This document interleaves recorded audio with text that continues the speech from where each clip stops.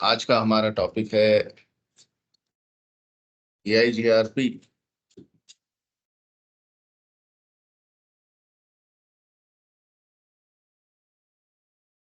हम लोग राउटिंग पढ़ रहे हैं। हमने स्टैटिक राउटिंग पढ़ा है ना, उसमें डिफॉल्ट राउटिंग क्या होता है वो भी पढ़ा, कैसे करते हैं।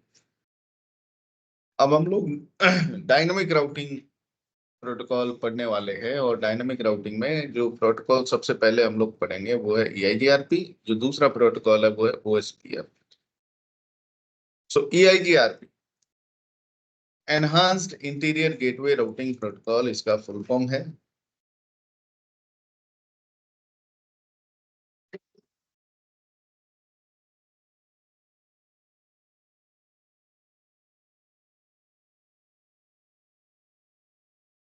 ये राउटिंग प्रोटोकॉल एक IGP है ना। IGP और EGP दो कैटेगरी हमने पढ़ी थी, एक with in an autonomous system, एक बिटवीन ऑटोनॉमस सिस्टम्स। तो ये IGP कैटेगरी का प्रोटोकॉल है, यानी एक ऑटोनॉमस सिस्टम में काम करता है ये। This is a classless routing protocol. Classless routing protocol का मतलब, व्हाट इज क्लासलेस? कुछ कुछ याद आ रहा है? कभी क्लासलेस पढ़ा हो अरुणा? सुना है कभी क्लासलेस के बारे में?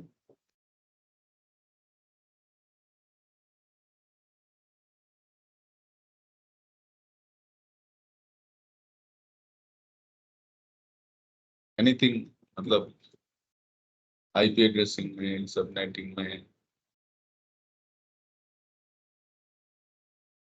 क्लासलेस का मीनिंग कुछ याद आ रहा है, क्या होता है? हम्म। सर जब हम सबनेटिंग करते हैं तो पहले हमें पता रहता था कि ये रेंज ए क्लास की बी की, जब सबनेटिंग कर देते हैं उसकी कोई क्लास फिक्स नहीं रहती भाई। उस क्लास रेंज तो अभी भी फिक्स है। फिर भी सर रेंज तो वही है, 0 से 127, क्लास से 128 से। क्योंकि सबनेटिंग करते हैं ना, वो उसका सबनेट के अकॉर्डिंग बता देते जो हैं क्लासेस में भाई। नेटवर्क बिट्स थे वो जो फिक्स थे ना, क्लास ए में 8 थे नेटवर्क पोर्शन में बिट, क्लास B में 16, क्लास C में 24। अब वो केस नहीं रहा। अब मतलब क्लास A में भी 24 बिट हो सकते हैं नेटवर्क पोर्शन, /24 क्लास A के IP का भी हो सकता है, B के IP का भी हो सकता है। तो अब उस मायने में चीजें क्लास लेस होगी। अब वो कोई भी सबनेट मास्क किसी भी क्लास के IP के साथ में लग सकता है। So that is class less. तो जब मैं कहूं क्लास लेस राउटिंग प्रोटोकॉल, इसका मतलब ये routing protocol it supports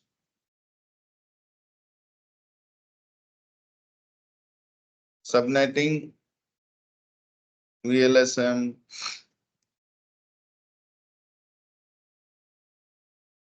supernetting and route summarisation. इन सभी को ये सपोर्ट करता है, क्योंकि ये सभी चीजें आपके स्लैश यानी प्रीफिक्स के ऊपर डिपेंडेंट है बाय डिफॉल्ट। अब जैसे क्या होता है कि एक राउटर दूसरे राउटर को, जैसे ये राउटर है R1, ये R2 से कनेक्टेड है। तो R1 के पास में कुछ नेटवर्क्स की जानकारी है, जैसे 1.1.1.0, 2.2.2.0, ये नेटवर्क्स है।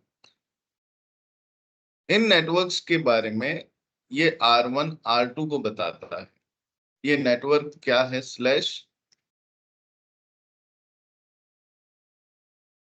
/24 है, सबनेटिंग कर रखी है। तो R1 जो है एक अपडेट भेजता है R2 को, और उस अपडेट में अगर ये सिर्फ नेटवर्क की जानकारी भेजता है, सबनेट मास्क नहीं भेजता है, 1.1.1.0, 2.2.2.0, सिर्फ नेटवर्क की जानकारी R2 को भेजा, सबनेट मास्क की जानकारी नहीं भेजा, तो R2 कहेगा अच्छा ये तो क्लास A का है, ये भी क्लास A का है। और क्लास A में बाय डिफॉल्ट क्या होता है, नेटवर्क पोर्शन में 8 बिट /8 प्रीफिक्स /8 होता है। तो ये R2 अपनी राउटिंग टेबल में इसको कैसे डालेगा, 1.0.0.0/8 2.0.0.0/8 यानी कि ये नेटवर्क्स डाल लिए जाएंगे R2 के द्वारा अपनी टेबल में, जबकि एक्चुअल में क्या है, ये नेटवर्क है /24। लेकिन R1 ने R2 को जब ये जानकारी भेजी तो किसी ऐसे प्रोटोकॉल का इस्तेमाल किया जो क्लास फुल है।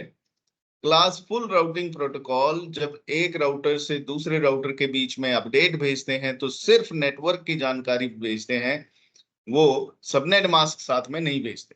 जब सबनेट मास्क साथ में नहीं जाएगा तो सामने वाले को पता कैसे लगेगा कि ये सबनेटिंग हो रखी है कि नहीं? वो तो उसको डिफॉल्ट मान के चलेगा, भाई क्लास ए का आईपी लग रहा है तो /8 ही मानेंगे इसको, /24 है जबकि। तो सबनेटिंग को समझते नहीं है जब क्लास फुल राउटिंग होती है ना, क्योंकि सबनेट मास्क को भेजा ही नहीं साथ में। सबनेट मास्क से ही तो पता लगता है सारी चीज का। तो क्लास फुल राउटिंग प्रोटोकॉल है जैसे रिप। रिप का version 1 class full routing protocol है, उसमें सिर्फ नेटवर्क की जानकारी भेजी जाती है, सबनेट मास्क की नहीं। तो वहां सबनेटिंग, वीएलएसएम, समराइजेशन ये सबको सपोर्ट नहीं करता। जबकि बाकी सारे राउटिंग प्रोटोकॉल जो हैं, रिप का वर्जन 2, ओएसपीएफ, पीआईजीआरपी, आईएसआईएस, पीजीपी, ये सब क्लासलेस। तो यानी कि सारे ही क्लासलेस ही हैं। ये तो वैसे ही रिप तो रिप हो गया, इस ये तो अब रहा ही नहीं। तो आज की दुनिया में जितने भी राउटिंग प्रोटोकॉल चल रहे हैं वो सारे क्लासलेस हैं। लेकिन आपको ये शब्द अगर कहीं देखो तो समझ में आना चाहिए कि ये कहना क्या चाह रहा है क्लासलेस से, है ना। तो क्लासलेस राउटिंग प्रोटोकॉल है, इसका मतलब ये नेटवर्क के साथ सबनेट मास्क की जानकारी भी पड़ोसी को भेजेगा, सबनेट मास्क की जानकारी भेजी जाएगी पड़ोसी को, इसलिए वो सबनेटिंग, वीएलएसएम, सुपरनेटिंग और रूट समराइजेशन इन सबको सपोर्ट करेगा, समझेगा।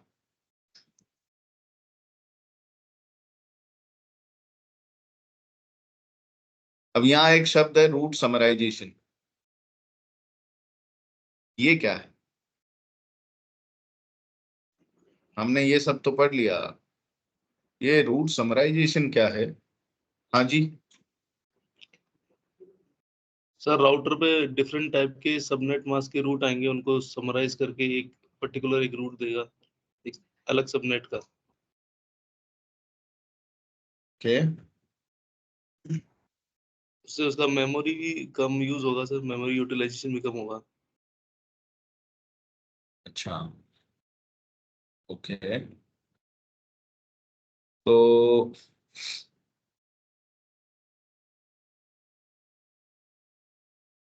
रूट समराइजेशन आज पढ़ेंगे। R1, R2, R3 तीन राउटर है और ये तीनों राउटर एक दूसरे से इस तरह से जुड़े हुए हैं। R1 is connected to R2, R2 is further connected to R3। R1 के साथ में कुछ नेटवर्क्स कनेक्टेड हैं, कुछ नेटवर्क हैं R1 के साथ कनेक्टेड। और ये नेटवर्क कौन से हैं?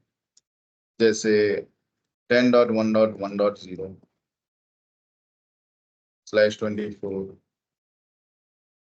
10.1.2.0/24, 10.1.3.0/20। ठीक है, ये तीन नेटवर्क R1 के साथ कनेक्टेड है। तो R1 की राउटिंग टेबल में ये तीन नेटवर्क्स को कैसे दिखाएगा? ये सपोज फास्ट इथरनेट 0/0 है, ये फास्ट इथरनेट 0/1 है, ये फास्ट इथरनेट 0/2 है। ये वो इंटरफेस है जिनसे ये नेटवर्क जुड़े हुए हैं अलग अलग तीनों।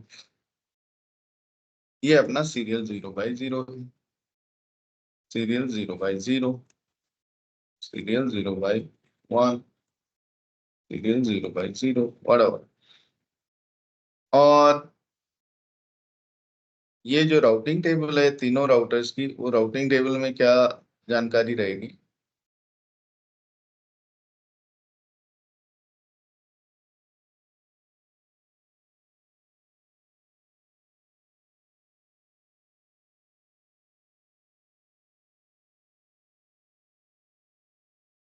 इंटरफेस और उससे हुए जुड़े हुए नेटवर्क, है ना, और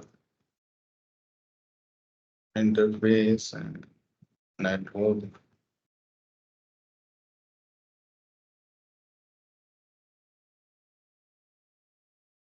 तो इस राउटर पे R1 पे इंटरफेस F0/0 पे कौन सा नेटवर्क जुड़ा हुआ है? 10.1.1.0। F0/1 पे 10.1.2.0। F0/3 पे 2 पे 10.1.3.0। ठीक है, ये 3 नेटवर्क यहाँ हैं और इन तीनों नेटवर्क्स की एंट्री ये राउटर अपनी जब राउटिंग टेबल पड़ोसी को भेजेगा तो पड़ोसी भी अपनी राउटिंग टेबल में करेगा, है ना? सेम ये वाली जो टेबल है, ये टेबल R1 इसको भेजेगा तो ये भी अपनी टेबल में ऐसे ही एंट्री कर लेगा तीनों नेटवर्क की। तो ये 3 नेटवर्क है, 3 है तो कोई दिक्कत नहीं है। लेकिन इन 3 की जगह ये मान लो 300 होते, 3000 होते, 3 लाख नेटवर्क होते, वो सिचुएशन में राउटर की राउटिंग टेबल बहुत बड़ी हो जाती। बड़ी राउटिंग टेबल्स एक बड़े नेटवर्क के अंदर बनती हैं। बड़ा नेटवर्क मतलब जब एक कंपनी का बहुत बड़ा नेटवर्क है, कई सारे ब्रांच हैं, कई सारे ऑफिस हैं, वहां पर चलने वाले अलग अलग बहुत सारे डिपार्टमेंट्स हैं, हर डिपार्टमेंट को अलग अलग नेटवर्क का आईपी हमने दे रखा है। तो एक बड़ी कंपनी में जहाँ लाखों एम्प्लॉयज काम कर रहे हैं, बहुत बड़े नेटवर्क होते हैं, काफी सारे नेटवर्क होते हैं, है ना? तो जब इतने सारे नेटवर्क एक राउटर अपने दूसरे राउटर को भेजेगा तो उस सिचुएशन में क्या होता है भाई कि राउटर की राउटिंग टेबल भी बड़ी होती है। जब वो भेजेगा अपडेट तो बैंडविड्थ भी खपती है। जब वो अपडेट भेजेगा तो राउटर का प्रोसेसर भी यूटिलाइज होता है। जब राउटर के पास कोई ट्रैफिक आएगा तो वो देखता है कि ट्रैफिक को किधर जाना है। एक सेकंड,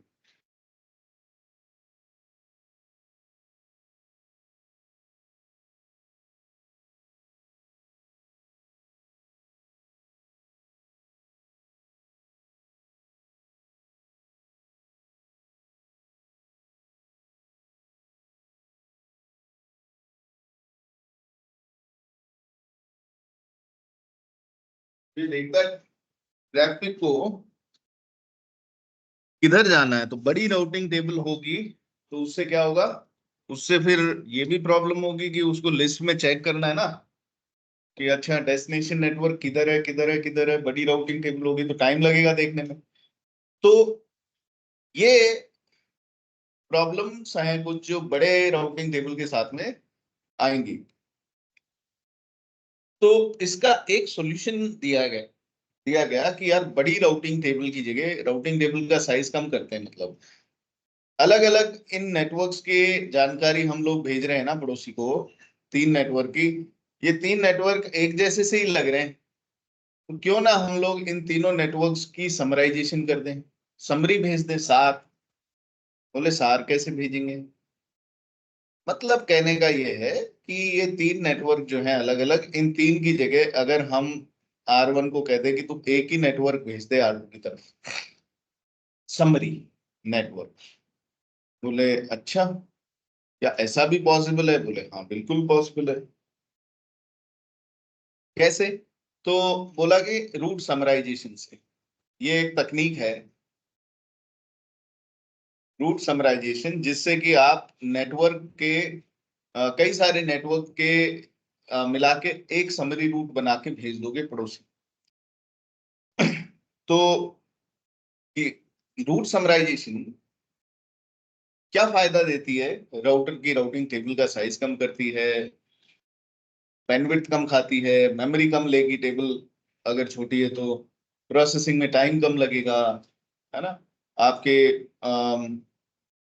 रिसोर्स फ्रेंडली है कुल मिला के।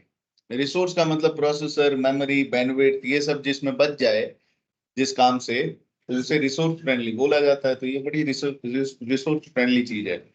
तो रूट समराइजेशन से क्या होगा कि हम समरी जो 3 नेटवर्क है ना, ये 3 नेटवर्क की जगह इनकी एक ही एंट्री भेज दें R2 की तरफ।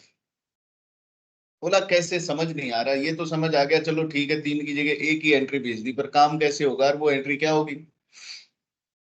तो ये कहा ये डिपेंड करता है समराइजेशन के टाइप पे। समराइजेशन दो तरह की होती है, एक ऑटो समराइजेशन और एक मैनुअल समराइजेशन। ऑटो समराइजेशन और मैनुअल समराइजेशन, समराइजेशन के ये दो टाइप हैं, auto and manual. Auto summarization वो जो राउटर स्वयं कर दे, खुद ही कर दे, अपने आप कर दे। आप तो बस राउटर को ये कह दो कि भाई समरी कर दे, और वो अपने आप एक समराइजेशन कर दे, एक समरी रूट निकाल ले और पड़ोसी को भेज दे। तो ये कैसे करेगा। मैंने R1 को बोल दिया कि तू भैया रूट समराइजेशन कर दे अब। तो R1 क्या करेगा, ये 3 जो नेटवर्क देख रहे हो ना, इन 3 नेटवर्क को लेगा। अब मैं एक नए पेज में खोल रहा हूँ, ये हमारे 3 नेटवर्क कौन कौन से हैं। 10.1.1.0, 10.1.2.0 एंड 10.1.3.0 है ना। ये 3 नेटवर्क है। राउटर क्या देखता है, राउटर देखता है कि इन तीनों में कौन कौन से ऑक्टेट कॉमन है। क्या ढूंढता है, कॉमन ऑक्टेट।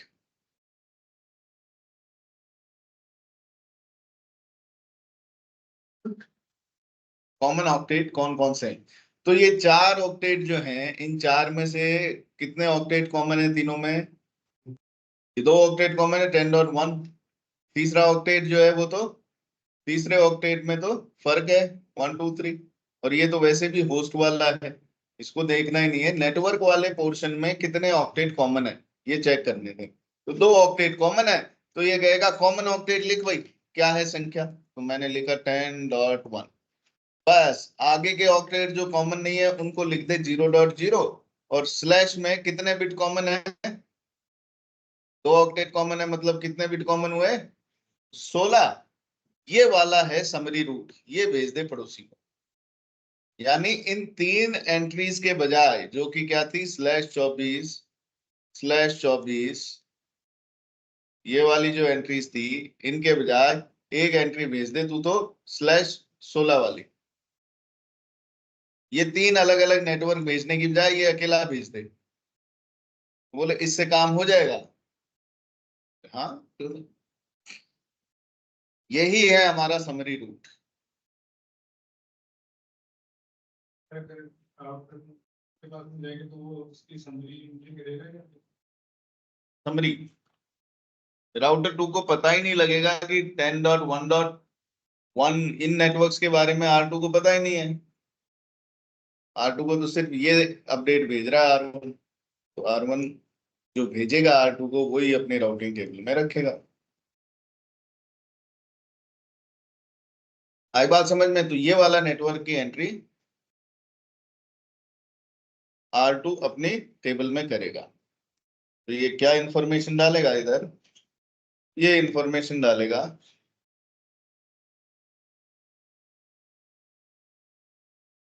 इंटरफेस सीरियल 0/0 से जानकारी आएगी इसके पास इस सबनेट की।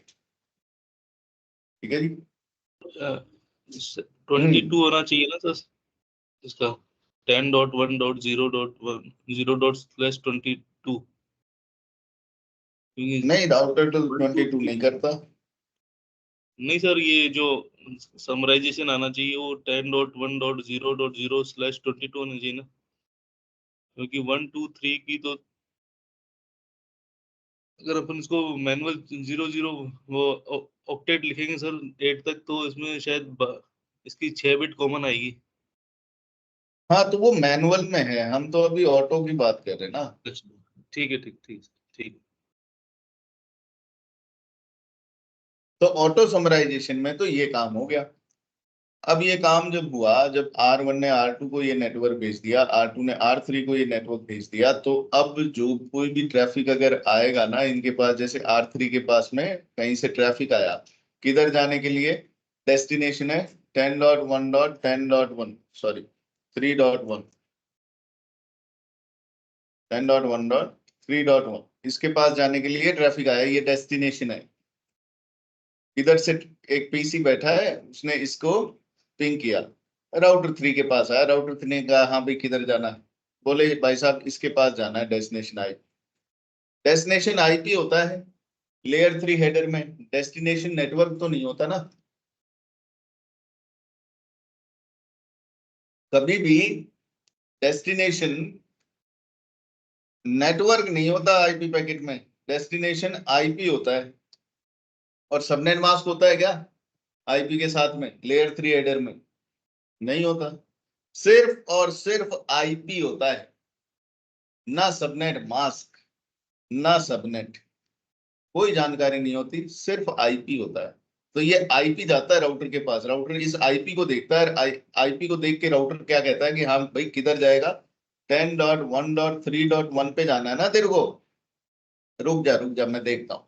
ये देखता है अपनी राउटिंग टेबल में, ये कहता है कि यार एक नेटवर्क है तो सही 10.1 जिसकी 2 ऑक्टेट कॉमन है, यानी 16 बिट का एक नेटवर्क है, 16/16 प्रीफिक्स का नेटवर्क है, तो 16 बिट इसकी और जहां तुझे जाना उसकी मैच हो रही है। अगर ये /16 के बजाय /24 होता तो क्या होता, ये 24 बिट मैच करवाता कि भाई ये जो नेटवर्क मेरी राउटिंग टेबल में है और जो तुझे जहां जाना है उसकी 24 बिट मैच हो रही है क्या?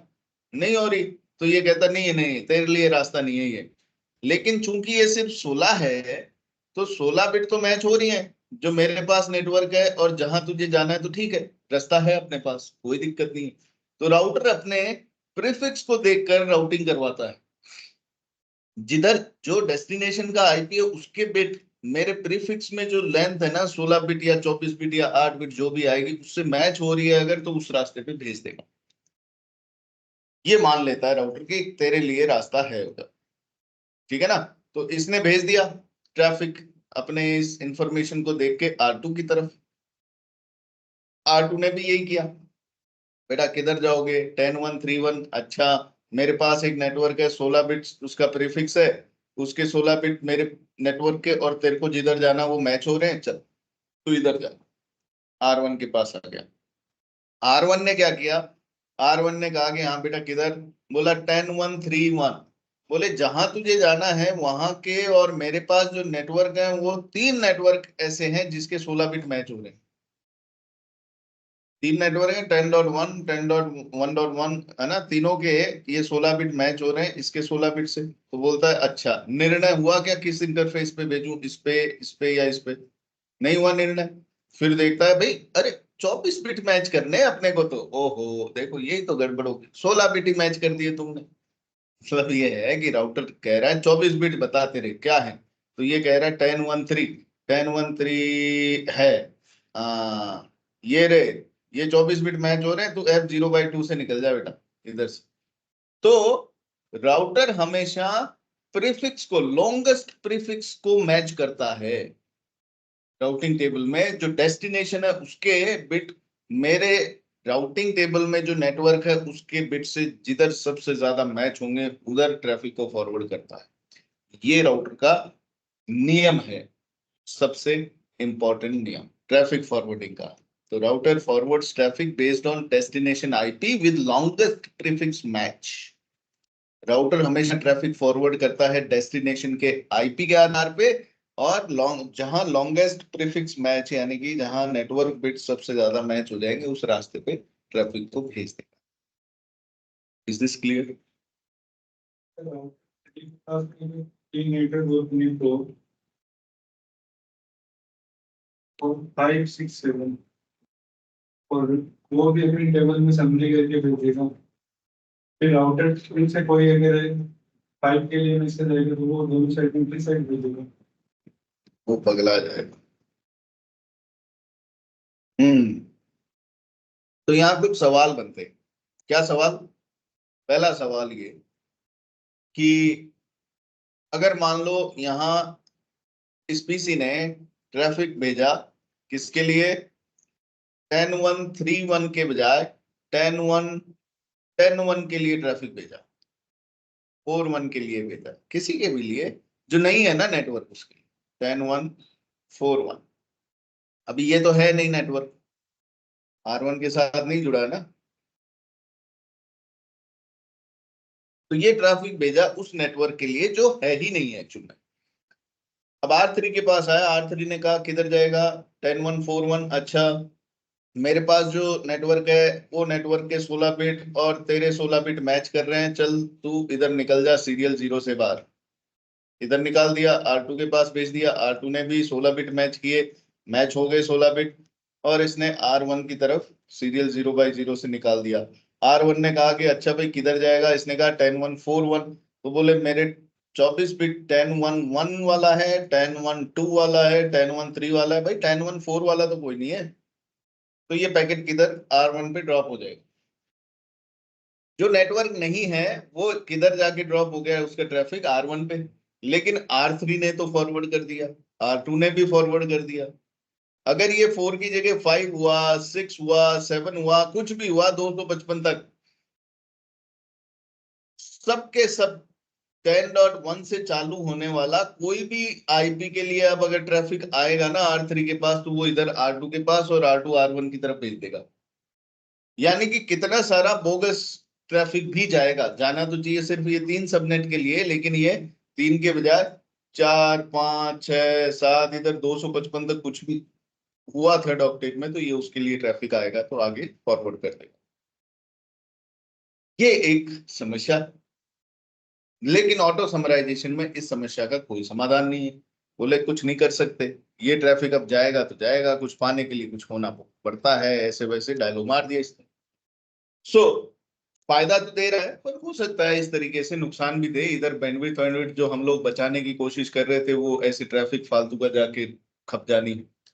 तो इसलिए कहा कि ऑटो समराइजेशन जो है वो इतनी बढ़िया तकनीक नहीं है। बोले बढ़िया क्या है, मैनुअल समराइजेशन, ये बेटर है। कैसे, बोले मैनुअल समराइजेशन में हम लोग ये जितने भी, अब मैनुअल है तो मतलब हमें खुद को करनी पड़ेगी, राउटर नहीं करेगा। अब हमें ये करना पड़ेगा, एक इसने जैसे निकाला ना ये एक नेटवर्क 10.1.0.0/16 इसने निकाला था राउटर ने, राउटर 1 ने आइडेंटिफाई किया था। अब यही चीज हमें खुद को आइडेंटिफाई करनी पड़ेगी, ज्यादा बेहतर रास्ता निकालना पड़ेगा। बोला समझ नहीं आ रहा क्या कहना चाह रहे हो। बोले ऐसा है भाई, नेटवर्क में कितने बिट हैं, 24 बिट है ना, तो 24 बिट में कितने बिट कॉमन है। बोले 16 कॉमन है ना। नहीं, बोले 16 तो राउटर ने निकाले, कितने ऑक्टेट कॉमन है वैसा देख के, लेजी, इसे बोलते हैं लेजी समराइजेशन। यानी कि ये तो बड़ी आलस में उसने कह दिया ये देख के कि हाँ 2 ऑक्टेट कॉमन है तो 16 बिट तो कॉमन है। तीसरे ऑक्टेट में भी जितने बिट कॉमन है ना उनके बारे में भी तो चर्चा कर लो। बोले तीसरे ऑक्टेट में कितने बिट कॉमन है, बोले है ना। पहले ऑक्टेट में कौन, पहले ऑक्टेट का नंबर क्या, 10। 10 को कैसे लिखते हैं, ऐसे। 1 को कैसे लिखते हैं, फिर 1, है ना, आगे वाला तो 0 ही है, छोड़ो। फिर इधर 10.1.2.0, 2 को कैसे लिखेंगे, इधर है 10.1। अच्छा मैंने सेकंड में कर दिया क्या, थर्ड में होगा। हाँ,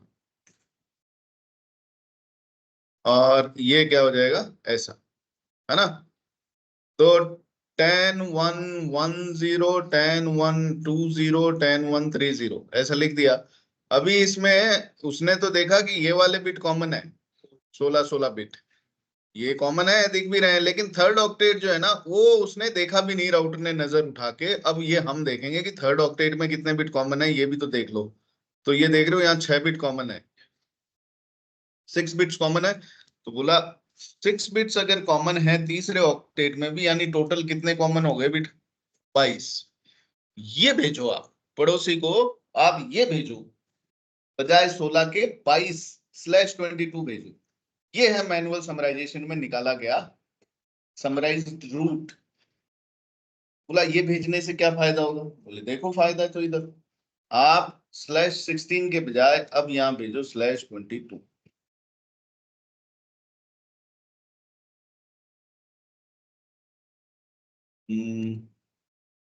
/22। ठीक है, फिर अब होगा क्या? 1014 के लिए ट्रैफिक आया मान लो, अब इसके पास राउटर के पास R3। पहले तो इसने भेज दिया था ना इधर 16 बिट देख के कि हाँ भाई तेरे 16 बिट और मेरे 16 बिट मैच कर। अब ये कितने बिट मैच करेगा? जो भी आएगा इसके पास ट्रैफिक उससे 22 बिट मैच करेगा। बोलेगा जो मेरे पास 22 बिट है उससे तेरे 22 बिट मैच हो रहे हैं क्या? तो अब अगर ट्रैफिक आया 1014 के लिए, 1014 के लिए, तो भाई ये 22 को कैसे लिखेंगे?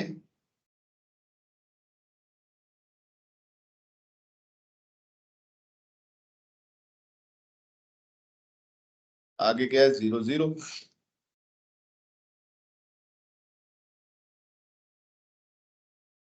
ठीक है, तो 22 है मतलब यही है नेटवर्क पोर्शन। ठीक है, बाकी तो क्या है? पोस्ट पोर्शन है, मतलब समराइज। अब इसको जाना कहाँ है? 1014 के पास। तो 10141 के पास जाना है। तो ये 10141 के लिए लिखेगा। अच्छा, 10141 कैसे लिखेंगे बाइनरी में? दिस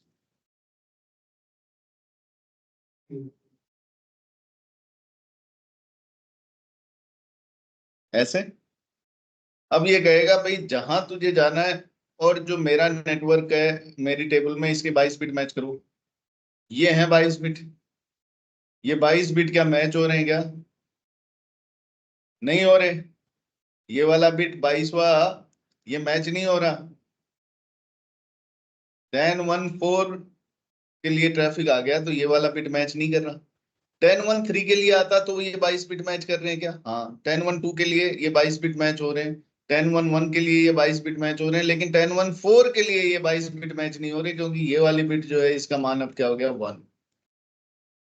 तो अब ये राउटर ने कहा कि भाई मेरे पास जो नेटवर्क है टेबल में उसके 22 बिट और जहां तुझे जाना है उसके 22 बिट मैच नहीं हो रहे भाई, तो मैं तुझे आगे फॉरवर्ड नहीं कर सकता, मेरे पास तेरे लिए रास्ता ही नहीं है। तो R3 क्या करेगा?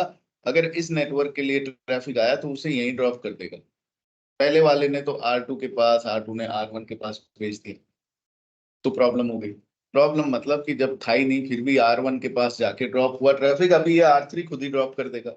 This is called manual summarization, जिसके अंदर हम लोग यहाँ तो कॉमन ऑक्टेट देखते हैं, यहाँ कॉमन ऑक्टेट देखते हैं, यहाँ हम लोग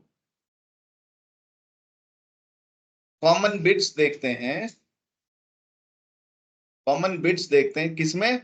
अनकॉमन ऑक्टेट में। जो कॉमन नहीं है ऑक्टेट उसमें कॉमन बिट्स देखते हैं कि अंदर घुस के देख लो तीसरे ऑक्टेट में तीसरा ऑक्टेट कॉमन नहीं है। इधर 1 है, इधर 2 है, इधर 3 है, मतलब अलग अलग है तीसरा ऑक्टेट, लेकिन इसमें भी कुछ बिट तो कॉमन होंगी, तो वो घुस के देख लो। अनकॉमन ऑक्टेट्स में घुस के कॉमन बिट्स देखो, और जितनी बिट्स कॉमन मिले वही आप स्लैश लगा के प्रीफिक्स भेज दो। ये है मैनुअल समराइजेशन का फंडा। Any questions? मतलब अगर सिचुएशन ये होगी उस साइड में मतलब 20 ऑक्टेट बिट्स है तो 8 तक वहां तक आ गई, मतलब जब ये लिंकर ले रहे थे 8 के नेटवर्क साइड आ गई और उससे आगे भी नेटवर्क इस साइड में राउटर 3 के पास में आ गई। और वो सेम एंट्री उस पे भी आते हैं, उस पे भी आते हैं। ये यहाँ तक समझ आ गए? यस।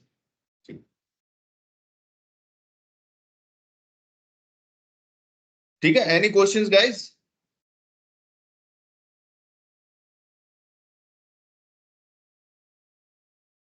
ऑलराइट, सो अब आते हैं एक और सिचुएशन पे कि ये तो ठीक है साहब, समझ में आ गया कि आपने बेहतर बना दिया इस सबनेटिंग को, क्या करके इसको मैन्युअली समराइज करके, है ना? तो अब क्या करें? अब देखो यहाँ पर एक सिचुएशन ऐसी आती है कि मान लो ऑटो समराइजेशन हमने चला रखी है। क्या चला रखा है? Auto summarization. और ऑटो समराइजेशन में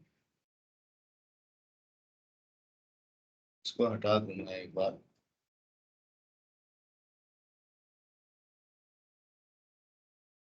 ऐसे ऐसे करता हूं तो मुझे बचपन याद आ जाता है।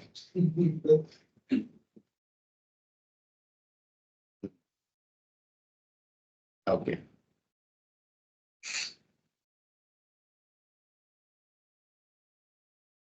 ऑल राइट, सो मान लो सिचुएशन ये है कि हमारे इस राउटर 3 के साथ कुछ नेटवर्क कनेक्टेड है, और ये जो नेटवर्क हैं कौन से हैं? लेट्स से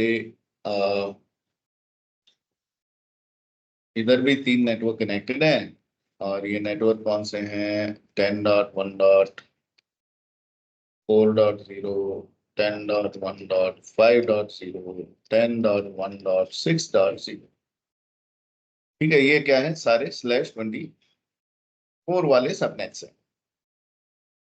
अब अगर हमने ऑटो समराइजेशन चला रखा है ना, तो ऑटो समराइजेशन में क्या होएगा कि R1 जो है इन तीनों नेटवर्क्स के कॉमन ऑक्टेट देखेगा।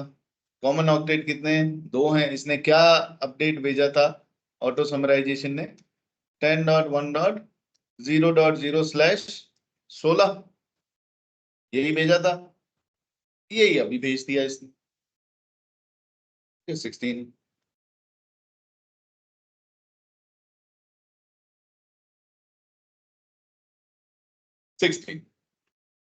R2 के पास R3 ने भी अपडेट भेजा ऑटो समराइजेशन करके। इधर भी ऑटो समराइजेशन में क्या भेजेगा ये? सेम नेटवर्क 10.1.0.0/16, क्योंकि 16 ही बिट है कॉमन इसमें भी। ऑक्टेट ऑटो समराइजेशन तो ये कॉमन ऑक्टेट देख के भेज दिया। तो इसने कहा राउटर ने कि अरे इधर से भी अपडेट आ गया, और अपडेट क्या है? सेम ही नेटवर्क है 10.1.0.0/16, सीरियल 0/1 से भी आया। लेकिन राउटिंग टेबल में तो एक ही एंट्री करूंगा ना भाई। एक नेटवर्क है 10.1.0.0/16, उस तक पहुंचने के मेरे पास में 2 रास्ते हैं। तो दोनों में से कौन सा रास्ता राउटिंग टेबल में रखूंगा मैं? जो सबसे बेहतर रास्ता हो, जो बेस्ट पाथ हो।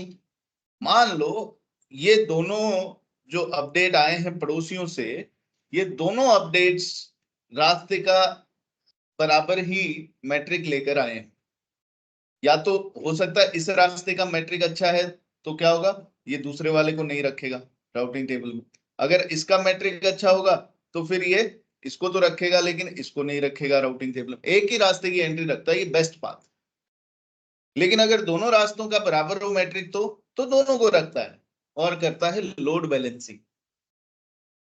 तो अब जैसे R2 के पास में ट्रैफिक आया, किधर जाना है? 10.1.1.1 के पास जाना है। अब दोनों रास्ते हैं इसके टेबल में, दोनों का मैट्रिक सेम है, इसलिए दोनों है मान लो। 10.1.1.1 किधर बैठा है एक्चुअल में? इधर इस नेटवर्क में 10.1.1.0 में। तो राउटर के पास आया, राउटर ने कहा हाँ बेटा किधर जाओगे? बोले साहब इस पे जाना है। अच्छा, 10.1 वाले 2 रास्ते हैं, एक सीरियल 0/0 से, एक सीरियल 0/1 से। तो एक काम करेंगे बेटा, एक पैकेट इधर भेज देंगे, लोड बैलेंस करेंगे। अब देख, एक नहीं अपने पास 2 रास्ते है ना? तो तू चिंता मत कर, तू तेरा एक पैकेट इसके लिए 10.1.1.1 के लिए एक रास्ते पे डालेंगे, दूसरा पैकेट दूसरे पे डालेंगे। अब जो इधर डाला वो R1 के पास गया, और R1 ने इधर भेज दिया, पहुंच गया। लेकिन जो इधर गया R3 के पास, तो R3 कह रहा भाई 10.1.4 भी है, 5 भी है, 6 भी है, 10.1.1 नहीं है बेटा हमारे पास। तो वो R3 ने ड्रॉप कर दिया।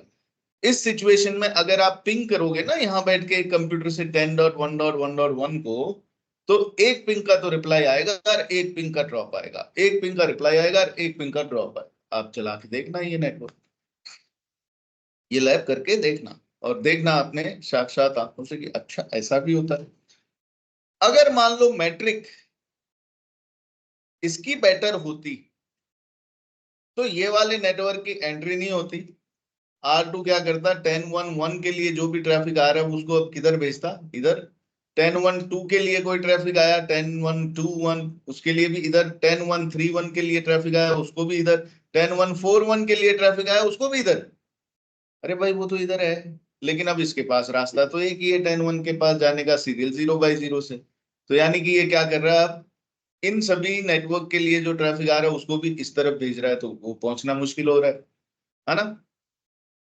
इधर तो आके ड्रॉप हो जाएगा ना, 10.1.4.5.6 इन नेटवर्क्स के लिए कोई भी ट्रैफिक आएगा R2 के पास, वो तो R1 की तरफ भेज रहा है। R1 जो है वो देखेगा मेरे पास तो 10.1.4 है ही नहीं, 5 है ही नहीं, 6 है ही नहीं, ये क्या कर देगा, ड्रॉप।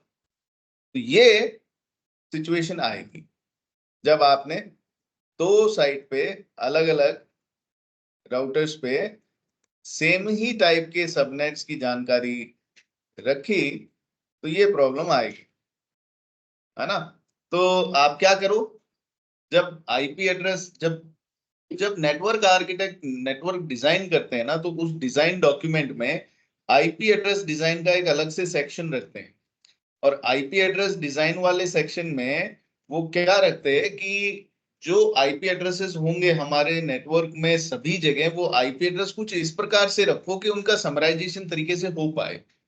जैसे सेम टाइप के नेटवर्क रखेंगे इस तरफ, अब ये 10 वाले नेटवर्क इधर मत यूज करो यार, इधर कुछ और यूज कर लो, इधर आप 10 की जगह आप 30 यूज कर लो, ठीक है, 20 यूज कर लो, व्हाटएवर। यानी सिमिलर टाइप के नेटवर्क्स को एक साइड में रखो ताकि उनकी समराइजेशन कर पाए। यहाँ अब ये 30 वाला समरी रूट आएगा, 30 वाला आएगा, तो अब कोई तकलीफ नहीं।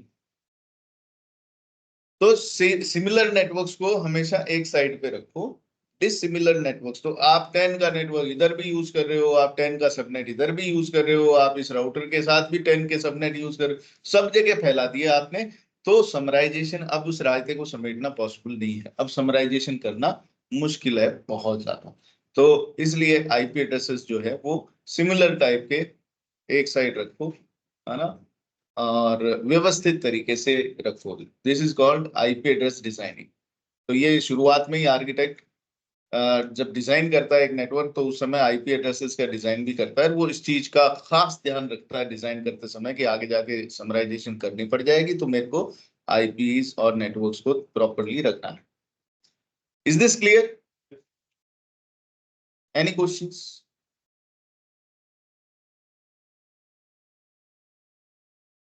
गाइस, आपके सवालों का जवाब मिला? /22 वाली जो हमने आपने शुरू की थी बात, भी हुई खत्म?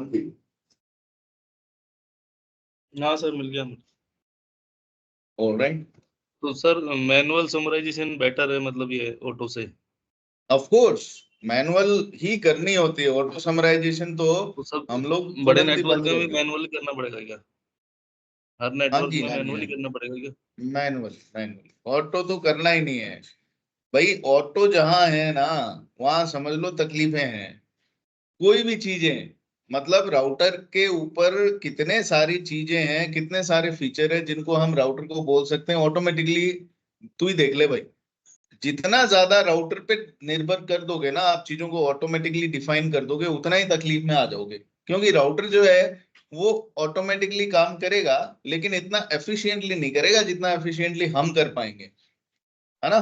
तो जैसे ऑटोमेटिकली में कई सारे इश्यूज आते हैं, सबसे ज्यादा इश्यूज आते हैं सिक्योरिटी के। सिक्योरिटी जैसे क्यूओएस है, क्यूओएस में भी हम ऑटो क्यूओएस लगा सकते हैं, लेकिन राउटर जो है वो ऑटो क्यूओएस लगाते समय वो सारी चीजों का ध्यान नहीं रखता जिन चीजों का हम ध्यान रखते हैं। मतलब उतनी गहराई से जाके वो ट्रैफिक को एनालाइज ही नहीं करता जितना हमें मालूम होता है ट्रैफिक का। और उस ट्रैफिक को किस लेवल पे रखना है वो हमें मालूम है, राउटर को नहीं मालूम है। राउटर तो स्टैंडर्ड वॉइस ट्रैफिक है तो उसको टॉप प्रायोरिटी पे रख देगा, वीडियो को सेकंड नंबर पे रख देगा, है ना। इंटरनेट वाला ट्रैफिक जो है उसको सबसे नीचे रख देगा। अभी ये कैटेगरीज में कुछ बदलाव करना है तो वो हमें मैनुअली ही करना पड़ेगा। तो कहने का मतलब यह है कि ऑटो वाले जो चीजें हैं वो अपने लिए इतनी अच्छी नहीं है। आप मैनुअली ये पॉलिसीज बनाओ, मैनुअली आप डिफाइन करो चीजों को, है ना। ऑटो मोड में रखेंगे उतना ही ज्यादा समस्या होती है। Auto is not good. जाते ही भिड़ते ही ऑटो समराइजेशन बंद कर दो। अभी ये जो हम लोग बात कर रहे हैं ना EIGRP की, ये रूट समराइजेशन को सपोर्ट करता है। कौन कौन सी? Auto and manual both. दोनों को सपोर्ट करता है। और बाय डिफॉल्ट ऑटो तो चालू ही रहती है, ऑटो तो ऑन रहती है by default.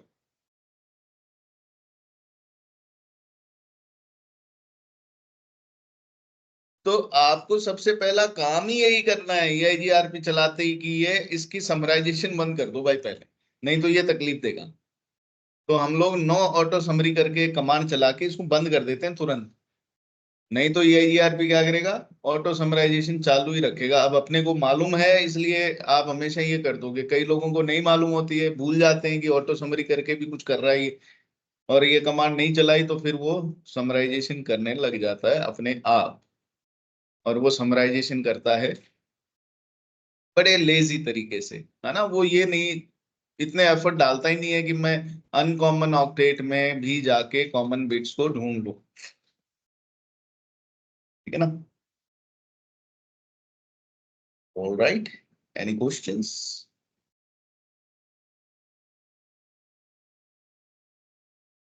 Okay, next point,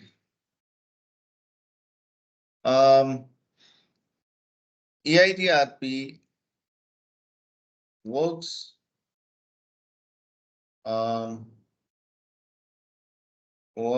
or use autonomous system number for routing. EIGRP autonomous system number का यूज करता है राउटिंग के लिए, यानी कि अगर हम लोग, ये दो राउटर्स है, इन दोनों राउटर्स पे R1 R2 R3 तीन राउटर है, इन तीन राउटर पे EIGRP चलाने वाले हैं, तो EIGRP क्या करता है, EIGRP कहता है भाई मेरी जब कॉन्फ़िगरेशन करो ना आप, EIGRP की जब कॉन्फ़िगरेशन करो तो ऑटोनोमस सिस्टम नंबर बताना जरूरी है राउटर पे। अब आपने ऑटोनोमस सिस्टम नंबर इस राउटर पे बताया जैसे 10, और इस राउटर पे आपने ऑटोनोमस सिस्टम नंबर बताया 11, तो ये दोनों आपस में अपना नेबर रिलेशनशिप यानी वो रिश्ता बना ही नहीं पाएंगे पड़ोसी का, और ये एक दूसरे से कभी भी अपने अपडेट साझा करेंगे ही नहीं। मतलब कहने का ये है कि ऑटोनोमस सिस्टम नंबर सेम होना चाहिए EIGRP में, अगर दो राउटर्स के बीच में आपको नेबरशिप बनानी है और उनके बीच में राउटिंग करवानी है, तो ऑटोनोमस सिस्टम नंबर 10 ही रहेंगे सब में, 10 10 10, क्योंकि हमने पढ़ा है ना IGP, और IGP जो है वो उसी कैटेगरी का है। EIGRP एक ही ऑटोनोमस सिस्टम में काम करने वाला है, तो एक ही ऑटोनोमस सिस्टम रखेंगे तीनों पे, जितने भी राउटर है मतलब हमारे नेटवर्क में, उन सब पे EIGRP का ऑटोनोमस सिस्टम नंबर रखेंगे सेम। डिफरेंट रख दिया तो नेबर नहीं बनेंगे, राउटिंग नहीं कर पाएंगे। क्लियर है? ये ऑटोनोमस सिस्टम नंबर हम लोग 0 से 65535 तक दे सकते हैं। Zero can not be use, zero को यूज नहीं कर सकते, यानी यूज कहां से कर सकते हैं, 1 से लेकर 65,535 तक यूज कर सकते हैं।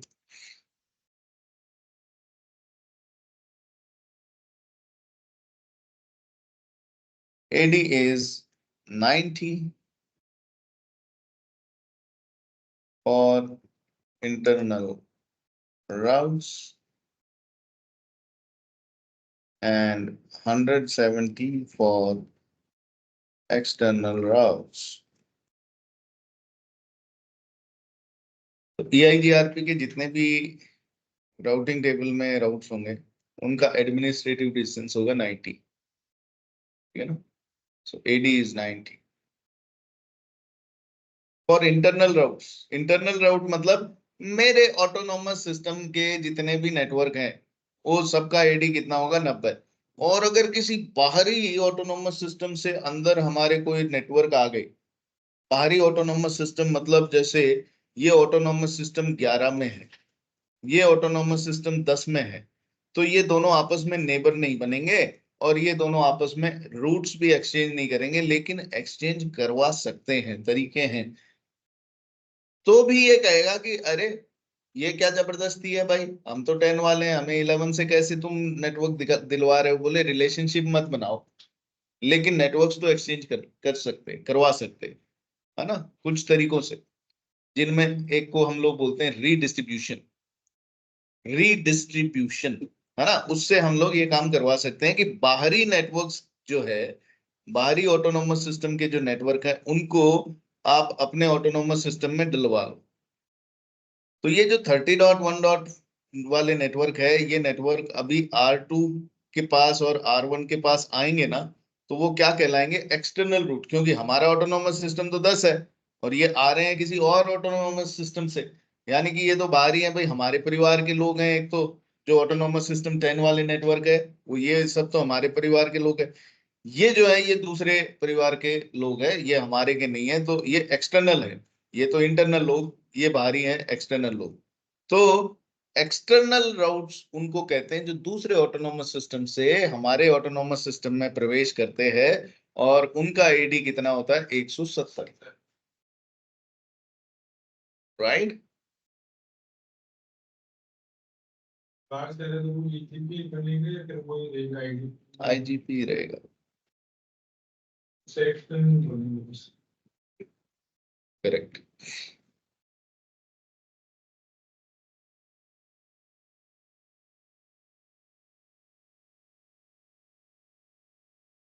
ठीक है, फिर EIGRP के कुछ और चीजें, जैसे maintain 3 tables,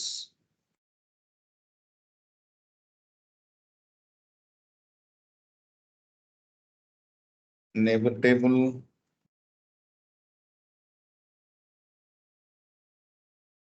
topology table,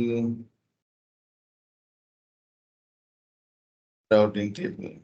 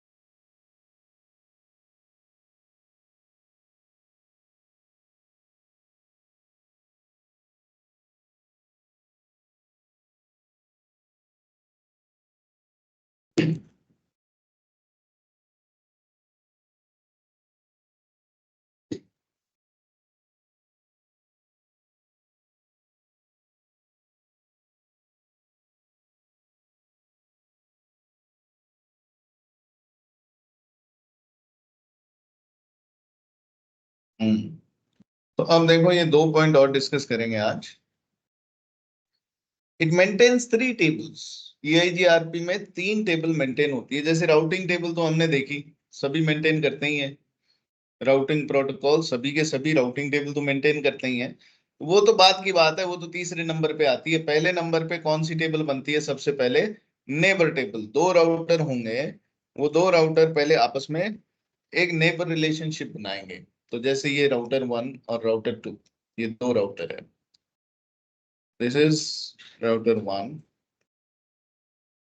this is router 2, और ये दोनों राउटर्स को मैं कनेक्ट कर दिया, और अब इन दोनों के बीच में मैंने EIGRP चला दिया। EIGRP ऑटोनोमस सिस्टम क्या यूज कर लिया, 10, दोनों पे ही ऑटोनोमस सिस्टम नंबर 10।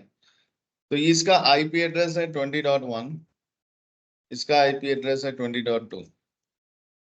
अब क्या होएगा, सबसे पहले जैसे ही मैं किसी राउटर के इंटरफेस पे EIGRP इनेबल करूंगा, जैसे ही मैं राउटर के किसी इंटरफेस पे EIGRP इनेबल करूंगा, वैसे ही वो राउटर उस इंटरफेस से हेलो मैसेज भेजना शुरू करता है।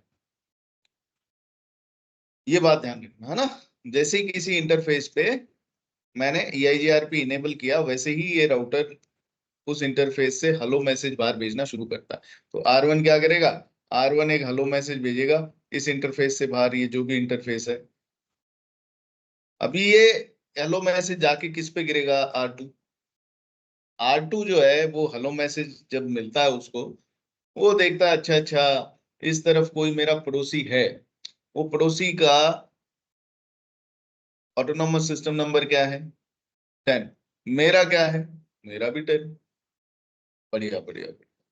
फिर फिर वो कहता है कि अच्छा मेरा पड़ोसी जो है वो क्या मैट्रिक यूज कर रहा है रास्तों को डिफाइन करने के लिए, मतलब किसी भी रास्ते का जो मैट्रिक है वो मैट्रिक यहाँ 5 चीजों से निकाला जा सकता है, अलग अलग 5 चीजों के आधार पे। Bandwidth, load, delay, reliability, MTU, पांचों को मिला के भी निकाल सकते हैं कि पांचों चीजों को कंसिडर करूं। बाय डिफॉल्ट इन 5 में से सिर्फ ये 2 ही चीजें काम आती हैं, बैंडविड्थ और डिले। ये 2 ही चीजें काम आती हैं by default, bandwidth and delay. बाकी जो चीजें हैं वो काम ही नहीं आती हैं। लोड, रिलायबिलिटी, एमटीयू इनका इस्तेमाल नहीं करता बाय डिफॉल्ट। तो जब R1 है उसने बैंडविड्थ और डिले ये 2 चीजों का इस्तेमाल कर रहा है, और R2 जो है ना उसमें मैंने कह दिया नहीं नहीं तू बैंडविड्थ, लोड और डिले इन 3 चीजों का इस्तेमाल करियो रे। एक राउटर 2 चीज का इस्तेमाल कर रहा है मैट्रिक निकालने के लिए, दूसरा राउटर इन 3 चीजों का इस्तेमाल कर रहा है, तो दोनों अलग अलग मैट्रिक निकालेंगे ना, फिर अलग अलग आधार पे अलग अलग संख्या आएगी दोनों की।